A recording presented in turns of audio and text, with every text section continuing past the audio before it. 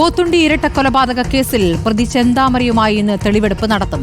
കൃത്യം പുനരാവിഷ്കരിക്കാനാണ് പോലീസിന്റെ നീക്കം. പ്രതിഷേധം കണക്കിലെടുത്ത് ബോയൻ നഗറിൽ കനത്ത സുരക്ഷ ഏർപ്പെടുത്തിയിരിക്കുകയാണ്. സ്ഥലത്ത് 400 പോലീസ് അടങ്ങുന്ന സംഘത്തെ വിന്യസിച്ചിരിക്കുന്നു. ചെന്താമരയെ ഉടൻ കോടതിയിൽ എത്തിക്കും. മുബഷീർ പി അക്ബർ തെളിവെടുപ്പിന് വിശദാംശങ്ങളുമായി ഇക്ബാൽ അറക്കൽ കോടതിയിൽ നിന്നും. ആദ്യം മുബഷീറിലേക്ക്. മുബഷീർ, തെളിവെടുപ്പ് അതീവ സുരക്ഷാ സംവിധാനങ്ങളോടുകൂടി വേണ്ടിവരും. കാരണം നാട്ടുകാർക്ക് അത്രത്തോളം വെറുപ്പുണ്ട്. ഈ പ്രതിക്കെതിരെ എതിർവികാരം അതിശക്തമാണ്. കാരണം പ്രതിയെ പിടിക്കാൻ തന്നെ നാട്ടുകാർ ഇറങ്ങിയതാണല്ലോ അന്ന് മുബഷീറാണ് ആ കാട്ടിലെ തിരച്ചിലിൽ കൂടെ ഉണ്ടായിരുന്നത്. ഇപ്പോൾ തെളിവെടുപ്പിന് 400 പോലീസുകാരെ വിന്യസിക്കുന്നു എന്ന് പറഞ്ഞപ്പോൾ ഇന്നിപ്പോൾ എവിടെയൊക്കെ ആയിരിക്കും തെളിവെടുപ്പ്? ഈ കൃത്യം നടന്ന വീട്ടിൽ ആണ് അല്ലേ?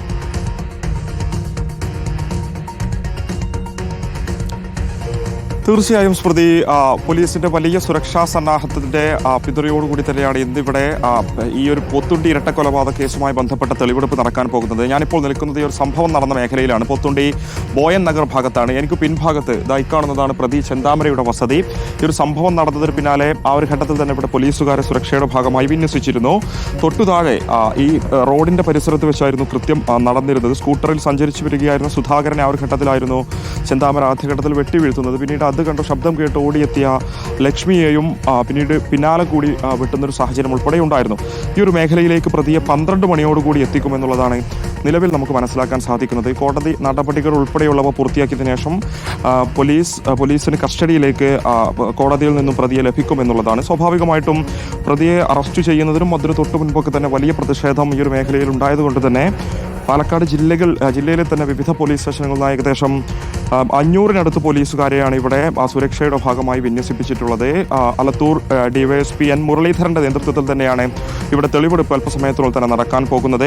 നേരത്തെ പാലക്കാട് SP തന്നെ ഇക്കാര്യത്തിൽ പ്രതികരണം നടത്തിയിരുന്നു. അതായത് ഈ ഒരു കൊലപാതകം നടന്നത് എങ്ങനെയെന്നുള്ള കാര്യത്തിലൊക്കെ തന്നെ വ്യക്തത വരുന്നതിന് വേണ്ടി ഈ ഒരു ക്രൈം സ്കീൻ പുനരാവിഷ്കരിക്കുമെന്നുള്ളതായിരുന്നു പറഞ്ഞിരുന്നത്. കൊലപാതകം എങ്ങനെയാണ് ഉണ്ടായിട്ടുള്ളത് എന്നുൾപ്പെടെ പുനരാവിഷ്കരിക്കുമെന്ന് പറഞ്ഞിരുന്നു. സ്വാഭാവികമായിട്ടും അപ്പോൾ ഏകദേശം 2 മണിക്കൂറിന് മുകളിൽ ഇവിടെ തെളിവെടുപ്പുമായി ബന്ധപ്പെട്ട നടപടികൾ ഉണ്ടാകുമെന്ന് നമുക്ക് പറയേണ്ടി വരും.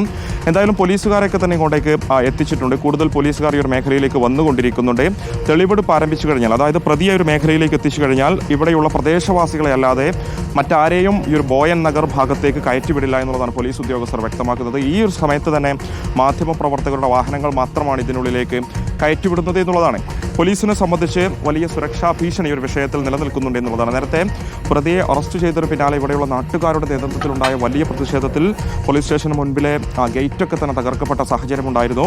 ആ ഒരു വിഷയത്തിൽ പോലീസ് ശക്തമായ നടപടി സ്വീകരിച്ചിരുന്നു. നിലവിൽ ആ ഒരു കേസുമായി ബന്ധപ്പെട്ട് ആളുകളെ അറസ്റ്റ് ചെയ്യുകയും 2 പേർ റിമാൻഡിലാകുന്ന ഒരു സാഹചര്യം ഉൾപ്പെടെ അവിടെ ഉണ്ടായിരുന്നു എന്നുള്ളതാണ്. അപ്പോൾ സ്വാഭാവികമായിട്ടും അത്തരത്തിലൊരു പ്രതിഷേധം ഇന്നത്തെ തെളിവെടുപ്പിനും ഉണ്ടാവുകയാണെങ്കിൽ ശക്തമായ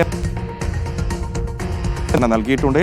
കൂടാതെ ഒരു തെളിവെടുപ്പ് ആരംഭിക്കുന്നതിന് മുൻപ് തന്നെ ഇവിടെയുള്ള പ്രദേശവാസികൾക്ക്, യുവാക്കളായിട്ടുള്ള ചെറുപ്പക്കാർക്കൊക്കെ തന്നെ കൃത്യമായ നടപടി ഉണ്ടാകും, അറസ്റ്റ് ഉണ്ടാകും. എന്തെങ്കിലും തരത്തിലുള്ള പ്രശ്നങ്ങൾ ഇവിടെ നിന്നും ഉണ്ടായിക്കഴിഞ്ഞാലൊന്നും അവരെ പറഞ്ഞ് ബോധിപ്പിച്ചിട്ടുമുണ്ട്. അപ്പോൾ അത്തരത്തിലുള്ള പ്രശ്നങ്ങളൊക്കെ തന്നെ മറികടക്കാൻ പാകത്തിലുള്ള സുരക്ഷാ സന്നാഹത്തെ തെളിവെടുപ്പിന് തൊട്ടു പിന്നാലെ തന്നെ ഈ കൊലപാതകം പുനരാവിഷ്കരിക്കലും ഇന്ന് തന്നെ നടക്കുമോ മുബഷീർ?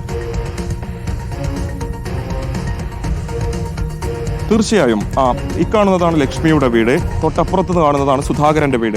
ഈ സുധാകരന്റെ വീട്ടിൽ നിന്നും ഒരു ഇടപാടുമായി ബന്ധപ്പെട്ട കാര്യത്തിന് നെന്മാറ ടൗണിലേക്ക് ഞാനിപ്പോൾ നിൽക്കുന്ന ഒരു മേഖലയിലൂടെ സ്കൂട്ടറിൽ സഞ്ചരിച്ച് വരുന്നതിനിടയിലായിരുന്നു അന്ന് ആ ഒരു കൊലപാതകം ആദ്യഘട്ടത്തിൽ നടന്നത്. തൊട്ട് മുകളിൽ കാണുന്ന ചെന്താമരയുടെ വീട്ടിൽ നിന്നും ഒളിഞ്ഞു നിന്നിരുന്ന അയാൾ സുധാകരൻ വരുന്നത് കണ്ട് തൻ്റെ കയ്യിലുണ്ടായിരുന്ന വടി വെച്ചു കെത്തിയ കത്തിയുമായി താഴേക്ക് ഇറങ്ങി വന്നുകൊണ്ടായിരുന്നു സ്കൂട്ടറിൽ സഞ്ചരിക്കുകയായിരുന്നു സുധാകരന്റെ പുറത്ത് ആദ്യഘട്ടത്തിൽ വെട്ടുന്നത്. താഴോട്ട് വീണ സുധാകരനെ പിന്നീട് അയാൾ വെട്ടിനുറുക്കുന്ന കാഴ്ച കണ്ട് ശബ്ദം കേട്ടാണ് ഈ ഒരു വീട്ടിലുണ്ടായിരുന്ന വയോധികയായിട്ടുള്ള മാതാവ് 81 വയസ്സുള്ള ലക്ഷ്മി ഇങ്ങോട്ടേക്ക് ഓടി വരുന്നത്.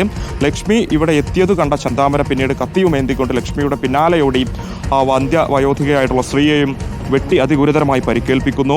ആ ഒരു ഘട്ടത്തിൽ നാട്ടുകാർ ഓടിയെത്തിയെങ്കിലും സുധാകരന്റെ ജീവൻ രക്ഷിക്കാൻ സാധിച്ചിരുന്നില്ല. ഉടനെ തന്നെ പ്രതിയായിട്ടുള്ള ചെന്താമര ഇവിടെ നിന്നും കടന്നുകളയുന്നു. തൊട്ടപ്പുറത്തുള്ള തറവാട്ട് വീട്ടിലെത്തി വയറു നിറയെ ഭക്ഷണം കഴിച്ച് അവിടെയുള്ള കുളത്തിൽ നിന്നും കുളിച്ചു നിറയ ശേഷമായിരുന്നു നെല്ലിയാമ്പതി വനമേഖലകളിലേക്ക് രക്ഷപ്പെട്ടിരുന്നത്. പോലീസിന്റെ 2 ദിവസത്തിനോളം അടുത്ത തിരച്ചിൽ നമ്മൾ കണ്ടതാണ്. പ്രതിയെ പിടികൂടാത്തതിൽ ആ ഒരു ഘട്ടത്തിൽ വലിയ പ്രതിഷേധമുണ്ടായിരുന്നു. അതിനിടയിലാണ് ഈ ഒരു മേഖലയിൽ നിന്ന് തന്നെ ഞാനിപ്പോൾ നിൽക്കുന്ന ചെന്താമരയുടെ വീടിനോട് ചേർന്ന ഭാഗത്ത്, അതായത് തൊട്ടു താഴെയുള്ള പാടമേഖലയിലൂടെ നടന്നു വരുന്നതിനിടയിലാണ് അന്ന് ചെന്താമര പോലീസിന്റെ പിടിയിലാകുന്നത്.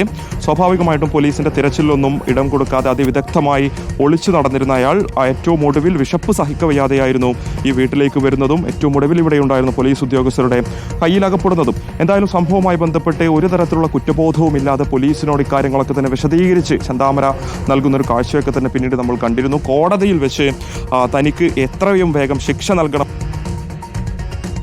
നമുക്ക് തന്നെ സ്വാഭാവികമായിട്ടും ഉണ്ടായിരുന്നു. ഒരു തരത്തിലുള്ള കുറ്റബോധവും ആ ഒരു പ്രതിയിൽ ഈ നിമിഷം വരെ ഉണ്ടായിട്ടില്ല. സ്വാഭാവികമായിട്ടും ഇങ്ങോട്ടേക്ക് തെളിവെടുപ്പിന് എത്തിക്കുന്ന ഘട്ടത്തിലും നാട്ടുകാരോട് പ്രകോപിതനായി സംസാരിക്കാനുള്ള ഒരു സാഹചര്യം ഉൾപ്പെടെയുണ്ട്. അതുകൊണ്ട് തന്നെ ഈ ഒരു മേഖലയിൽ ആളുകളൊക്കെ തന്നെ പൂർണ്ണമായും പോലീസ് മാറ്റിയിട്ടുണ്ട്.